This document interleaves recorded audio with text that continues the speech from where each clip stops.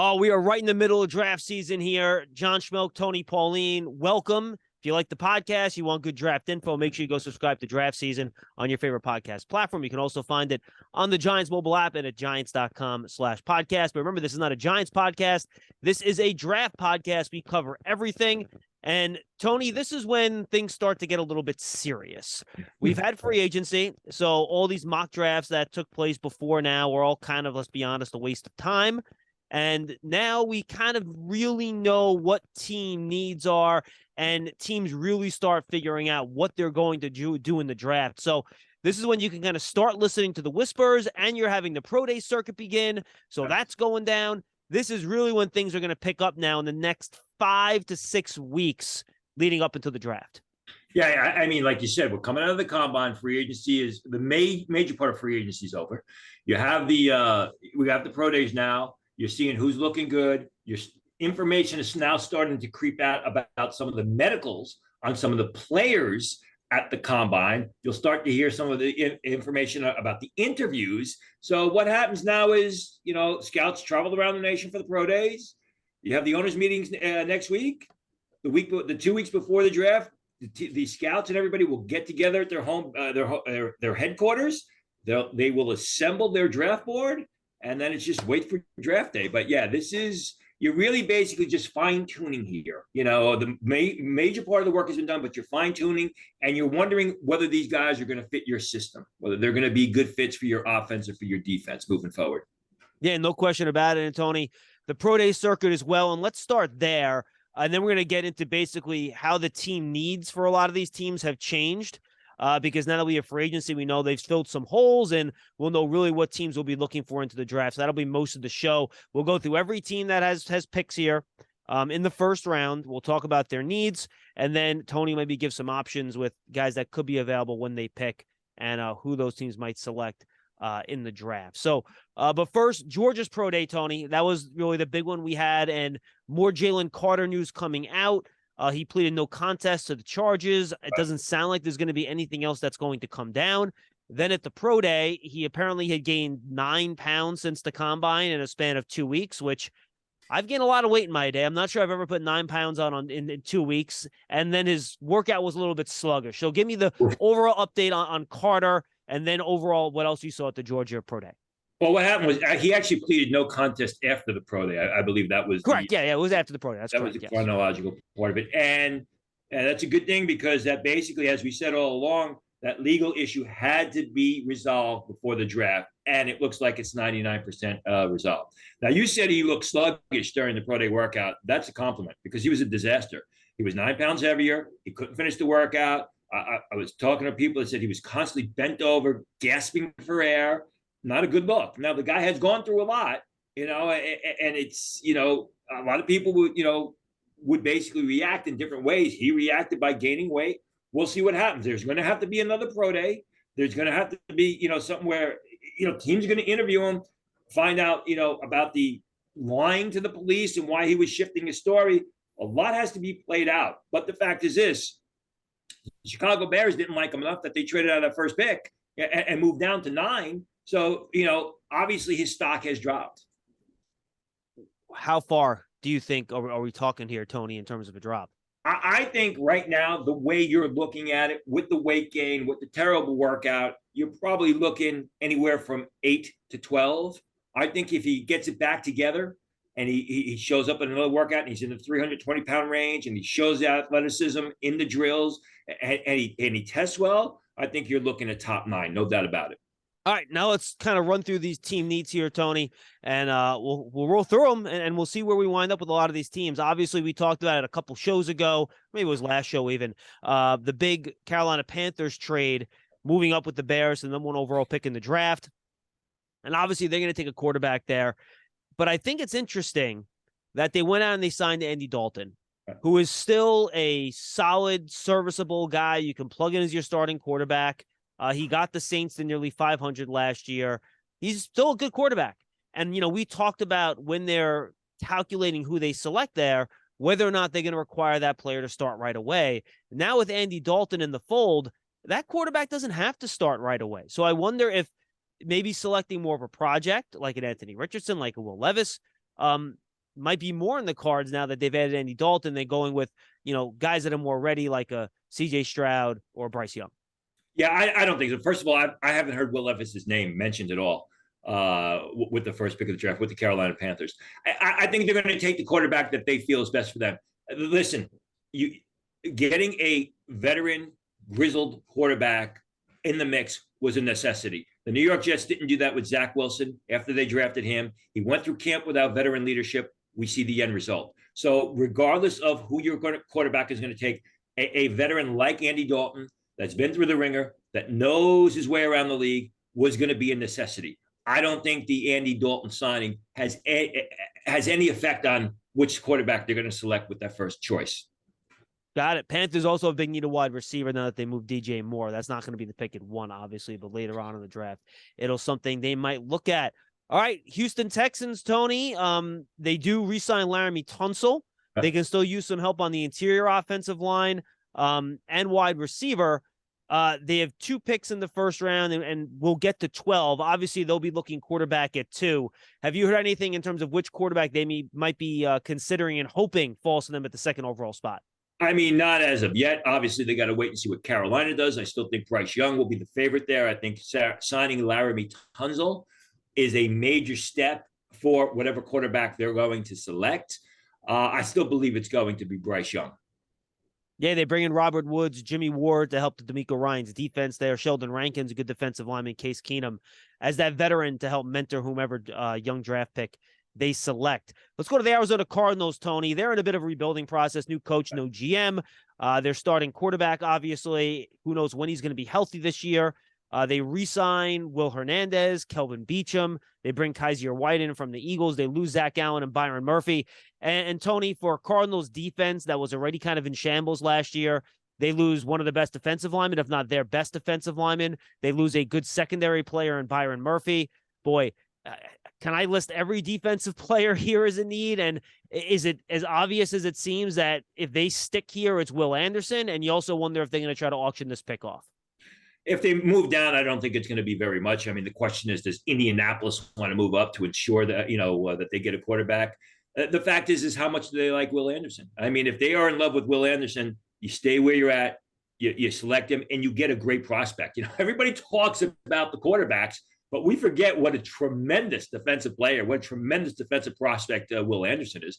And he immediately helps that entire defense. You talk about the needs in the secondary. Well, in large part, you help your secondary by getting an outstanding pass rush, which Will Anderson will provide. Do you think there's any chance one of the corners go this high? I would be shocked if any of the corners. I like Christian Gonzalez. I don't have him rated nearly as high as Will Anderson. I would be shocked if any of the corners are selected this high over Will Anderson. All right, Colts at pick number 4. Also, basically in a new regime, rebuilding process. They lose Bobby Okereke to the Giants. Quarterback Brandon Faison moves on as well. They bring Samson Ebukam in, Taven Bryan, EJ Speed, more of a special teamer. And then Ashton Doolin, the wide receiver, also signed there. Tony, we know the Colts are going to go quarterback here. I think the biggest question with them is whether or not they decide to move up one spot or not. I guess, the thing is this, you got to remember, the Colts' new head coach had great success with the quarterback that was selected late in round 2, right? So, you got to wonder is, are they with Chris Ballard there? And Chris Ballard's not made good choices at the quarterback position. That's really been his albatross, if you will, his kryptonite, if you will. I think they're going to take a quarterback. I think there's going to be some discussion there as to, maybe we'll wait to round 2 and get a guy later on. Dorian Thompson-Robinson is someone who's moving up draft boards. He's a lot like Jalen Hurts. I wonder if the head coach kind of sees that comparison there.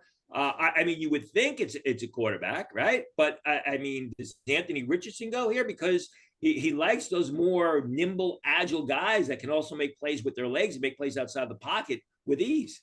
How about Hendon Hooker as a potential second rounder? Hendon Hooker, possibly. Hey, listen, I've talked about Hendon Hooker. I mean, I think he's going to be one of the steals at the quarterback position because he was a guy who's on the rise. He's a guy who's been playing better and better, had a terrific season. And, he's going to be forced to sit on the sidelines for a year because of that knee injury. He probably does not like the situation, but I think it's going to benefit him 2 or 3 years down the road. No, I'm with you 100%. All right, let's move on to the next team here. We have the Seattle Seahawks at number 5. And they added a couple guys in free agency, Tony, to help that defensive line. Jaron Reed and Draymond Jones, 2 kind of interior guys. But look, we know Pete Carroll likes to have guys up front that can get after the quarterback. I still think they can use some help at linebacker on the outside. They lose a couple running backs in Travis Homer and Rashad Penny. They could use another corner. We know they had the 2 rookies that had a lot of success last year in Bryant and Woolen. Where do you think Seattle looks here? I think we're probably still thinking defensive front here at number 5, no? Yeah, I would agree. Either Tyree Wilson or Miles Murphy makes the most sense here because those are athletic guys. You can play them out of a 3-point stance. You can stand them over tackle. You can move them around. Got to wonder about Tyree Wilson's health or what they think about his health. Don't know if he's going to work out before the draft. I absolutely think it's going to be a pass rusher with Pete Carroll, former defensive coordinator, earned his chops on that side of the ball. I think that's the way they go. And remember, they've got 2 first-round choices. Now, you talk about Tyree Wilson. I've heard some people whisper that he might be maybe on some boards ahead of Will Anderson. Have you heard that as well, Tony? I have not heard that at all. And that would surprise me. I mean, Tyree Wilson is a real good player. He's got great film, but Will Anderson was dominant for 3 years. Dominant for 3 years. I happen to agree with you, by the way, but I have heard people have fallen in love with some of the traits there. And again, we'll see if he does work out before the draft. All right, Lions at 6, Tony. These are one of the teams, much like the Texans, who select early and have a second first-round pick later on. We'll get to that second pick when we get there. They were very busy in free agency, the Lions, after having a good year last year, just missing the playoffs. They bring in Cam Sutton, the cornerback. David Montgomery replaces Jamal Williams at running back. Cornerback Emmanuel Mosley as well. They did need help in the secondary. Alex Anzalone, middle linebacker. I mentioned they lost Jamal Williams. They also lost safety Deshaun Elliott. They still have DJ Chark out there as a free agent. They lose Mike Hughes as a cornerback as well. He just signed with somewhere else. So, I would think, Tony, that Detroit is probably still looking defensive here, probably up front, I would think, to help Hutchinson, help Aleem McNeil up there. And I also wonder if they could still try to find a weapon in the passing game. I think this is where the Jalen Carter watch starts. Does Detroit pull the trigger on him? They took Aiden Hutchinson last year, a lot of success there. You talk about the needs on the defensive line. I don't think cornerback is out of the question. I think a guy like Christian Gonzalez could well go here to really fortify that secondary. I don't think it's going to be a receiver. I absolutely don't think it's going to be a quarterback, as some people project. Yeah, again, I think this is where you start the Jalen Carter watch. Let's say Wilson and Anderson are both gone, Tony. How big of a gap is it for you from those 2 guys to the next guy in that edge rusher, defensive end category of Miles Murphy? Huge. I mean, the next guy on my board would be BJ Ojulari. And, looking at this, he's way down towards the end of round 1. So although he is my 20th selection, or my 20th rated player, he is more, you're looking at a late first round choice as far as Ojulari is concerned. There is a big drop off at both the defensive end and the defensive tackle position. You have Murphy and Wilson fairly close, though, in your rankings. I do. I mean, I'm going to have to go back. Like you said, this is the time where it gets really serious. Yep. Almost done with all my film work, and then I'll go back and watch Murphy again because I have him highly rated to see if maybe I'm missing something. Absolutely. Murphy, who also hasn't worked out for scouts because he's injured as well. Correct. He did not do anything at the combine, and he did not do anything at Clemson's pro day. Have they said, is he going to have like his own personal pro day closer to the draft? Have they said that, Tony? I've heard probably somewhere in the middle of April. Okay. And that'll be important for him, obviously, to show teams what he can do. He is a very good athlete. All right. Raiders at number 7. We know they bring in Jimmy Garoppolo. They bring in Jacoby Myers. They send out, or they let walk, Derek Carr. They trade Waller to the New York Giants, the tight end. They lose him. Cleveland Ferrell, Jared Stidham also leaving as free agents. Matt Collins signed somewhere else too. So the Raiders now, Tony, take a look at what they have. Their defense was a disaster last year. Look, they need to improve that side of the ball. Pick your position, corner, defensive front, linebacker. I mean, they could pretty much use help everywhere. I think they can also probably use some help on the offensive line to protect Jimmy Garoppolo, who was injury prone. And they also probably need a long-term quarterback because that Jimmy Garoppolo contract could really just be a 1-year deal based on how it's structured, based on reports that are out there. So I think they have this is really a best player available type of deal. And I wouldn't be shocked if they just decided, look, we're going to take the best quarterback left, and, Josh McDaniels is going to try to develop him. Wouldn't surprise me because of the name you just mentioned, Josh McDaniels, who probably, would probably want to go in that direction. I think Paris Johnson would be a consideration here. I think if Christian Gonzalez is available, he's got to be a consideration here. They could go in a variety of ways.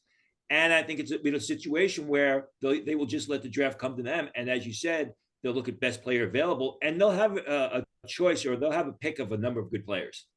I am leaning towards Paris Johnson here. I'll tell you that. He's your number one offensive tackle right now? Hands down. Absolutely. Not close. I have him rated pretty significantly higher than Skoronski. All right, Atlanta Falcons. And Broderick Jones, I should say, because I've actually have Broderick Jones rated higher than Skoronski right now. As a tackle, you'd have Skoronski higher as a guard, obviously. Exactly. Atlanta Falcons picking number 8. They bring Jesse Bates in to kind of quarterback their defense. Caleb McGarry returns at tackle. Taylor Heineke is brought in at quarterback. They lose Isaiah Oliver, the corner. So I guess the question now, Tony, is do the Falcons pull the trigger on a quarterback? Is a quarterback left when they select here number 8? Or do they continue to try to find that edge rusher, which has kind of really eluded them for the better part of 10 years? They've been trying to find a pass rusher, and they haven't been able to find one. I guess it's what does Arthur Smith believe in Desmond Ridder? That's, as a quarterback that you're getting here going to be that much better than Desmond Ridder is going to need that much less work. I think offensive line is still a consideration here. I think anybody on defense, I think, the Falcons for years were a team that was in desperate search of a safety. Every mock draft, every year, you'd have them taking a safety in the first or second round. They obviously have seemingly figured out that position. I think offensive line would also have to be a serious consideration here. Would they take a Broderick Jones here? Is this too early for Broderick Jones? It is on my board. At one point in time, I had them taking Skoronski, because they also need some interior guys. So again, like the Raiders, I think that they will just let the draft come to them, and then they will go with best player available. I'd be very surprised if it's a quarterback at this spot. Based on how the Falcons like to play, Skoronski seems like a very good fit, Tony. They want to do that power run game the way Arthur Smith played in Tennessee. That would play to his strengths. That would not surprise me here at all. Chicago Bears, we mentioned they traded down with the Panthers from the first overall pick to the 9th pick. Look, Justin Fields are committed to him. They've got a nice little receiver core now after acquiring DJ Moore with Mooney, and Chase Claypool, Cole Kmet at tight end. They add some defensive players in the offseasons, 2 linebackers, Tremaine Edmonds and TJ Edwards, a very good unit there, an edge rusher and DeMarcus Walker. But to me, Tony, they still have a lot of needs up front on defense. Defensive tackle, defensive end, edge rusher, however you want to phrase that. And they could probably use an offensive tackle as well in this spot, the way I see it.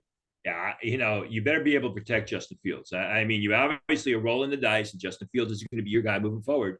I think they need a major upgrade at left tackle. If Paris Johnson is still available, I think that's a no-brainer. If Paris Johnson is not available, do they go with Broderick Jones? Do they think that Broderick Jones, is worth this slot? Should he go this early with the 9th pick of the draft? Broderick Jones, a lot of people like him. His measurements kind of calmed a lot of people at the Senior Bowl with his height and his arm length. He's a super athletic guy. A super athletic guy. It's just, he doesn't have a big body of work as a redshirt sophomore. It's only going to improve as he physically matures and gets stronger. So I think, with the investments that they have made and the seemingly dedication it's everything's moving forward with Justin Fields, you better be able to protect them. Eagles at number 10, went to the Super Bowl, embarrassment of riches. They figure out a way to bring back Brandon Graham. They figure out a way to bring back Fletcher Cox. They figure out a way to bring back James Bradbury. They figure out a way to bring back Darius Slay. They lose both their inside linebackers. They lose both their safeties as well with Epps and Gardner-Johnson. They lose Andre Dillard, who was depth for them at offensive tackle. Javon Hargrave out the door. They're very talented defensive tackle. But this is still a very talented team, Tony. And look, the Eagles love to trade down and pick up picks in future years. That would not surprise me here. Nor would, by the way, if Jalen Carter is on the board. They want to get him in that room with Fletcher Cox and have him learn from, one of the best defensive tackles in the last 10 years. But, could they consider running back here? Like, would Bijan Robinson be a ridiculous choice for them? They lost Miles Sanders in free agency. Could that be somewhere they look? I could see the Eagles doing a lot of different things. All I know is that Howie Roseman's going to figure out a way to maximize the value of this selection. Yeah, and I mean, you thought before free agency this was going to be a cornerback. This is where the cornerback was going to go. They don't need a cornerback anymore. They may still take one for long term. What you say makes sense about Jalen Carter. Bijan Robinson, that's really not Howie Roseman's sort of MO. He takes the running backs later on. But the fact is, this is you have all these picks. You don't have that much room on your roster, on your depth chart for these picks. So at some point in time, you've got to take, the player that's going to fit a need. And he's still an outstanding player. I mean, Bijan Robinson at 13 is still good value as far as my board's concerned. He's a top 5 player. I could see them taking Bijan Robinson only because, you're at the point where your depth chart, your roster is saturated with talent, and only a few guys from this draft is actually going to make the roster. As you said, I mean, he could trade down for future picks because as these guys get older, as these guys go elsewhere to get bigger contracts, he could fill in those slots with those future picks. And you're right, Robinson. That would not be a Roseman type of pick. And they love to also future proof. Like they picked Cam Jurgens while Kelsey was still there. They picked Jordan Davis last year while they still had Hargrave and Fletcher Cox. So they try to future proof and look ahead. So that type of move wouldn't surprise me either. All right, Tennessee Titans at 11, Tony. Their offensive line is kind of falling apart. They still have Derrick Henry and Ryan Tannehill on their roster, so maybe it's not as much of a rebuild as some people might have predicted. I think offensive line here, if Skoronski's there, this feels like a good landing spot for him. I think they could use some help around Treylon Burks at wide receiver. And that, to me, are the two spots that I think Tennessee would probably need to focus on at pick 11. Yeah, if you're going to take a receiver here, it's going to be a speed guy. It's got to be a Jalen Hyatt type guy, but I think it's got to be offensive line. Whichever offensive lineman's still on the board, if they're lucky, they have their pick of 2. I think Skoronski works on the inside. I think Broderick Jones works at left tackle. Ryan Tannehill's only going to be as good as his protection. And they've got a gaping hole on the left side of that offensive line, which has got to be filled quickly. All right, we talked about the Texans at number 2. So just very quickly, Tony, they picked the quarterback at 2. Let's assume. Now, they did sign Robert Woods in free agency, but then they traded Brandon Cooks to the Cowboys. So I got to imagine that they're going to be either looking for interior offensive line help here. And again, we've mentioned Peter Skoronski many times. He would be the guy if he's there. That I think could be an option. But I think you want to give your brand new starting quarterback, whomever that is, fast, speedy, reliable targets in the passing game. So I could easily see a receiver being a target here for Houston. I agree. I don't know that they necessarily have to be speedy. They got to be able to get open and catch the ball. And I think that this reliable would be a better word, I think. Or it's either Jackson Smith-Njigba, maybe Jordan Addison. I do think that this is where the first, unless one of the top offensive linemen happens to fall down or Skoronski falls down and they feel that that's the better pick, I think that this is where you're going to see the first receiver off the board.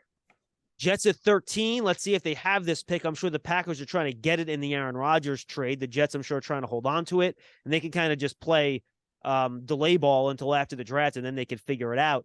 Obviously, the Aaron Rodgers thing is dominating what the Jets have done and what they're going to do all offseason, Tony. I think to protect the quarterback, you're looking at an offensive lineman here, or maybe could this be a place where the first tight end goes off the board? Yeah, I'd be shocked because, number one, Joe Douglas actually did a real good job last year. We're rebuilding the tight end position with Tyler Conklin, with CJ. Nice year. They drafted Jeremy Ruckert, and now there's talk about, bringing in 90-year-old Mercedes Lewis to appease Aaron Rodgers if that trade ever gets done. Listen, as I've said all along, the Jets need 3, potentially 4 starting offensive linemen. Really, the only good offensive lineman that's coming back is Elijah Vera-Tucker. I don't know that there's going to be any offensive lineman there. They do sort of need a safety, a free safety type. They traded for Chuck Clark in the offseason a couple of weeks ago, even though he's more of a strong safety. I'm not sure there's any value at safety here at 13, right? And I thought all along Brian Branch until he ran the 4.58, and I don't think you can take Brian Branch as much as I love him as outstanding of a defensive back that he is. I don't think you can take a 4.58 safety at this spot, or a safety that runs 4.58 in the 40. It's going to be interesting. I mean, this is a perfect place for Joe Douglas to trade down and get offensive linemen later on, maybe get a center, something like that. I mean, if they sit here at 13, if they have the pick, as you say, and make the selection, it's anybody's guess, really. Jet rival, the New England Patriots at 14, Tony. They lose Jacoby Myers to the Raiders as Josh McDaniels tries to create the Vegas version of the Patriots. They replace him with Juju Smith-Schuster, probably a slight downgrade. And I know this is not the Bill Belichick thing. He's going to want to, draft big people in this spot, generally speaking, maybe an offensive lineman, maybe a guy in the front on defense. But gosh, if you're trying to get Mac Jones to be a successful NFL quarterback, don't you have to give him a wide receiver here or a tight end? Is this? Here's the problem: is you look at the Patriots' history, and they've done a great job, developing quarterbacks. Everybody talks about Tom Brady. They've had a lot more than Tom Brady that they've developed. Jimmy Garoppolo. They're terrible at drafting receivers, though, Tony. They stink at it. Awful. I mean, their best receivers are guys that they picked off the free agent list, or they signed off the street. They've done a terrible job. As good of the job as they've done at quarterback, that's how bad they've been at receiver. That's why I would stay away from it. Again, I mean, let's go with the Jalen Carter watch. If Jalen Carter still happens to be there, if he's there and the Eagles pass on him, with Bill Belichick take a flyer on him, seems like a perfect matchup. He's definitely his type of player that he can he can get the best out of. All right, Packers at 15, Tony. The Aaron Rodgers thing still looming over everything. But look, even if he's not there, which I think we all have to assume he's not going to be, they'll figure out a compensation package. You want to put enough around Jordan Love to give him a chance to be successful. So, do you finally add that first round wide receiver, or do you think Green Bay could be the spot where the first tight end goes off the board? I could absolutely see them taking Michael Mayer here. I mean, he's a perfect fit. And he is an AFC North, an NFC North type of player. You could see that. What receivers are available, and what are they going to do with Jordan Love? Are they looking more for downfield guys? Are they looking for guys who can separate and underneath coverage? I mean, if Jackson Smith, Njigba, or Jordan Addison are still available, I think those would be attractive choices as well. Yeah, Michael Mayer just screams future Green Bay Packer to me, to be honest with you. We'll see if that's the direction that they go. All right, Washington Commanders at 16. Tony, I doubt there'll be a quarterback available here for them, though they need a long-term solution there. Though I know a lot of people, and they're big fans of Howell. They're going to give him a chance to start. I like the bringing in Jacoby Brissett. They bring in Andrew Wiley. They bring in Nick Gates, trying to fortify that offensive line. I still think they need a cornerback. I think this is a really good spot for a corner if one is available here for Washington. Yeah, I mean, I'm going to hold off on them taking a quarterback here. Let's see what Sam Howell does. Remember, I mean, Sam Howell, prior to 2021 season, everyone thought he was going to be a top 10 pick. He did show some good things last year in what was not a really good offensive line. We'll see if they were able to how that works out with the players they brought in free agency. I do think the cornerback is here. I mean, if we got one cornerback off the board in Christian Gonzalez, maybe Devin Witherspoon, who may or may not run before the combine. We'll have to wait before the draft. I'm sorry. We'll have to wait and see how that happens. Even if he doesn't run, he's a very talented, polished cornerback. Really the number 2 corner after Christian Gonzalez in this draft. And I think it'd be good value here. Yeah, Joey Porter is another guy I know a lot of people like at corner as well. Joey Porter Jr. All right, speaking of Joey Porter, the Pittsburgh Steelers at 17 missed the playoffs last year, but Mike Tomlin continued his over 500 streak, which is really amazing. They signed Larry Ogunjobi, Patrick Peterson, Nate Herbig, the offensive lineman, then linebacker Cole Holcomb. They lost quarterback Cam Sutton, linebacker Robert Spillane. So you look at the Steelers here, Tony. Look, Pittsburgh is an old school franchise. To me, they're going to want to get some help up front here for Kenny Pickett. I think you got to protect your quarterback to give him the best chance to succeed. I know they need a corner or two on defense. I wouldn't rule that out. But if you can get one of these offensive tackles, a Broderick Jones, if he's still sitting there, I think the Steelers have got to try to improve that position. I just don't think he's going to be there. I think all 3 guys are going to be off the board. How about Darnell Wright from Tennessee? Little bit. I mean, I know there's been some chatter about that, and he is a Steelers type of offensive lineman. It's just a little bit early for my liking. I think he's more of a second round guy, second round prospect. I can absolutely see them going defensive tackle here. Brian Brise, if he's available, I think that's a good fit. I know they like Mazi Smith. Would they take him this early in the middle of round 1? He's a tough physical guy, fits that Steelers mold. I think they would go. I think there's better value at the defensive tackle spot, which is what they need, than there will be at the offensive line spot. And maybe they come back around round 2 and get an offensive lineman. All right, Lions at 18 here, Tony. Now, DJ Chark is still a free agent. He's a guy that I think if they bring him back, maybe they don't need a receiver. If they don't, though, could he be an option here? Could they go tight end to replace TJ Hawkinson, who they traded last year to the Minnesota Vikings? Or are they going to stick to the defensive side of the ball? Well, it depends on what they do with their first pick. I mean, if they take a cornerback with that first pick, they're not taking one here. If they take a defensive tackle, maybe they look cornerback here. I think they would have to look at receiver. I think tight end, I mean, it would be interesting. It kind of, you look at the tight end board. If we assume that Michael Mayer is off the board, you got Luke Musgrave and Dalton Kincaid. Kincaid, who has not worked out yet. He's supposed to work out at Utah Pro Day, but, both of those guys, Musgrave and Kincaid, they play the tight end position like they're a receiver. And I mean, both of those guys, especially Kincaid, that is the perfect replacement for TJ Hawkinson, who they lost, prior to the 2022 season. So I think an offensive weapon is absolutely a consideration, especially with Dan Campbell there. Yep. All right, let's go to the Bucks, former tight end Dan Campbell. The Bucks, they bring in Baker Mayfield. He's going to compete with Kafka at quarterback. They bring back Jamel Dean. They bring back Levante David. They sign Anthony Nelson. They're kind of a weird team in flux here, Tony. I think if I'm the Bucks, I'm probably looking for some better protection up front. They've had some, deterioration injuries, and they've lost guys on the offensive line.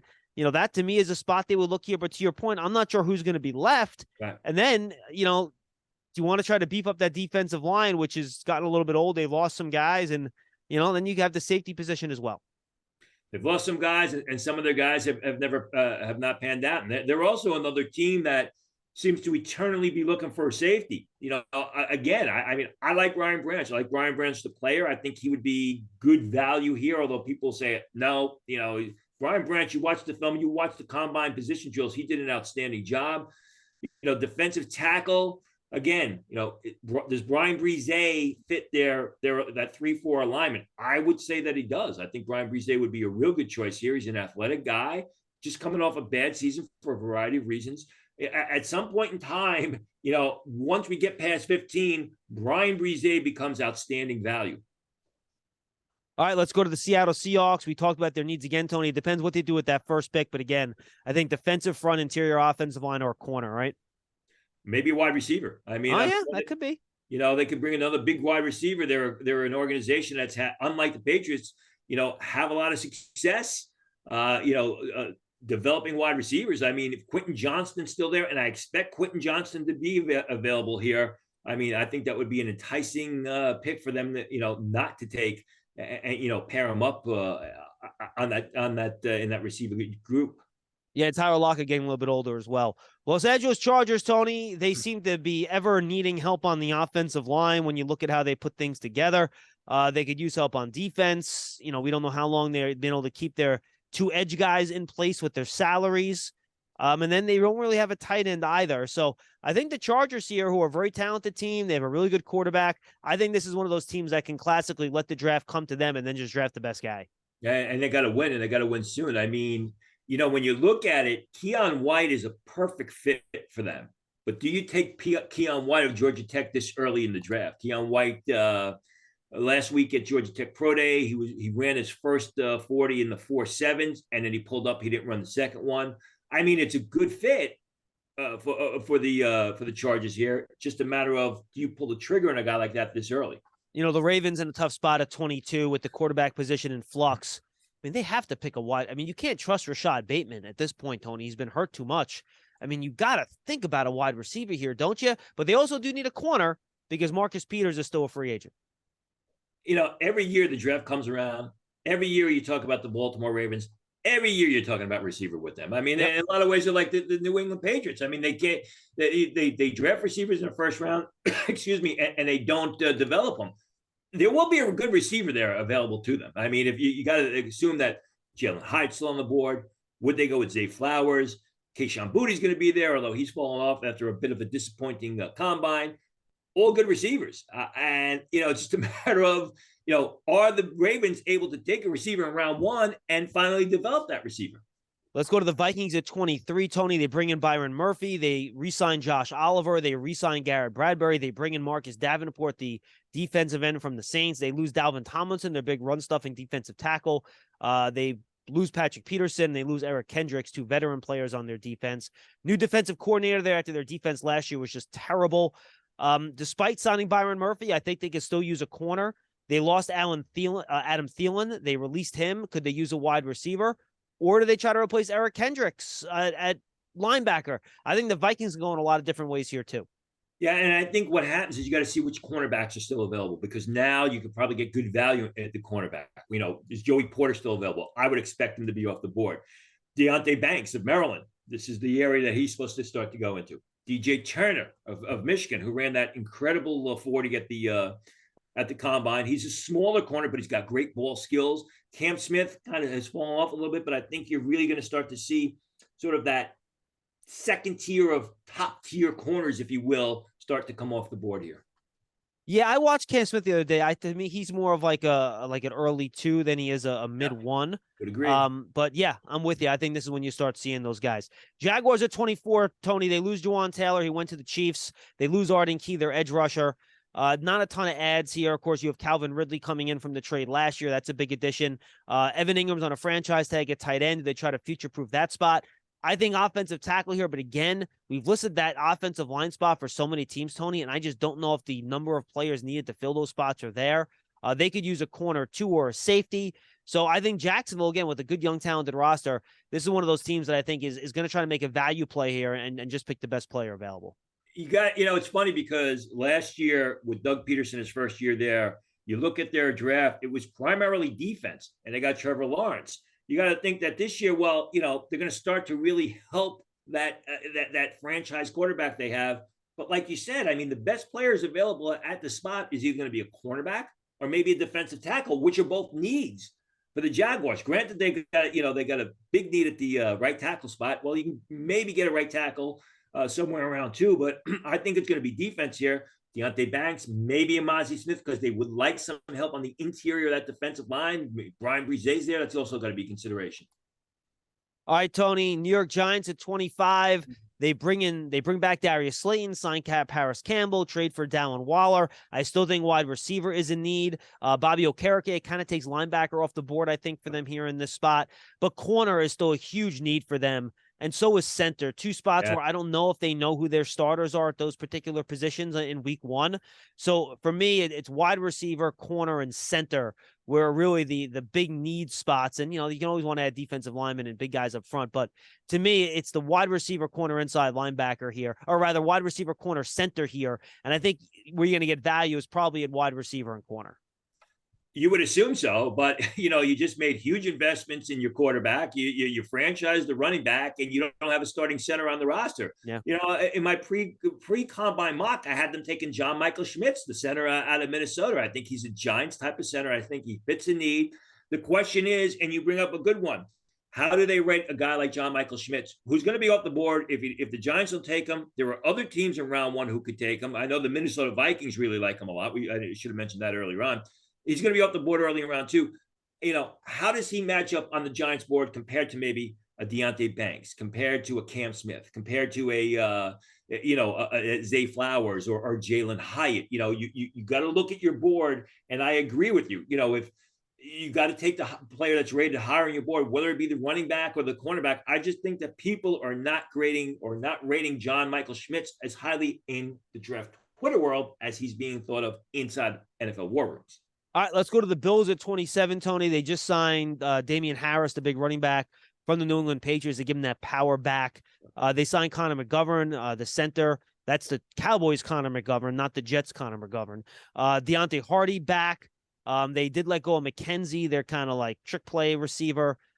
Jordan Poyer they managed to bring back to put back at safety. That was a big addition. They lose Tremaine Edmonds, the linebacker.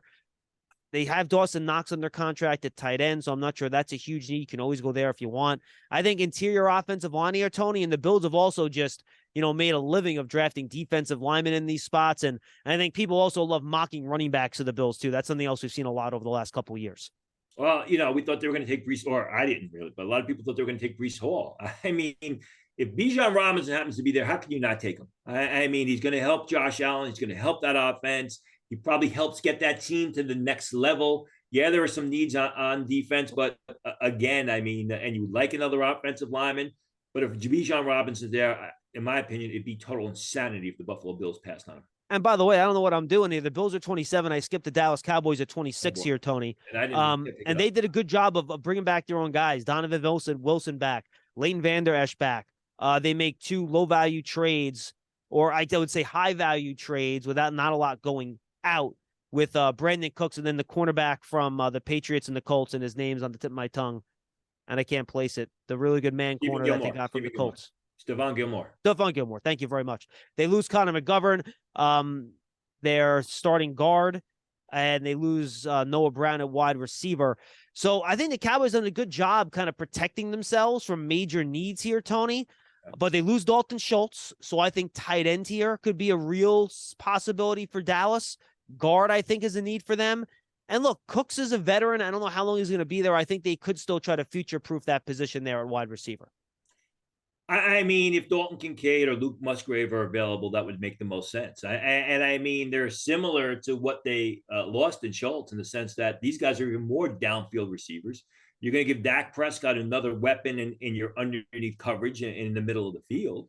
I mean, especially Dalton Kincaid, he's a big, sturdy receiver at the tight end position. Wins out for the ball in the crowd. I think they would take the tight end before they took the receiver at this spot. And by the way, maybe Bijan Robinson for them. They let Ezekiel Elliott go, right? Do they want to try to go there again? Yeah, I think that would be kind of tough after they franchise Tony Pollard, though. Yep, I agree. I would think it's unlikely, but I have seen Cowboy fans bring that up as a possibility. Jerry Jones loves his running backs. Cincinnati Bengals at 28. Again, they sign Orlando Brown. They are trying to move Jonah Williams to right tackle. He has, in turn, requested a trade. La'el Collins is coming back from injury. So, Tony, do they think about offensive line here, either a tackle or guard? And then I think, they lose Jesse Bates. They lose Von Bell. Could this be the Brian Branch landing spot as they try to refill that secondary in the defensive backfield? If they think he can play free safety, remember they took Dax Hill last year in the first. That's right, out of Michigan. Yep. And if they feel he can play free safety, I think this is a perfect spot because Branch is a guy. He's a rangy guy. He's got tremendous ball skills. Remember, Brian Branch worked out with the cornerbacks at the combine, which tells you that's how highly NFL people think about his ball skills, his next level ball skills, that he's going to be able to line up over the slot receiver if you use him as safety, and he's not going to be a liability. The question is, he's football fast. He's not 40 fast, but does that 4.85 kind of negate him from certain setups? You're not going to be able to use him in certain schemes. I do think Branch would be a good pick here, and it kind of be a fill-in for Jesse Bates, who they lost.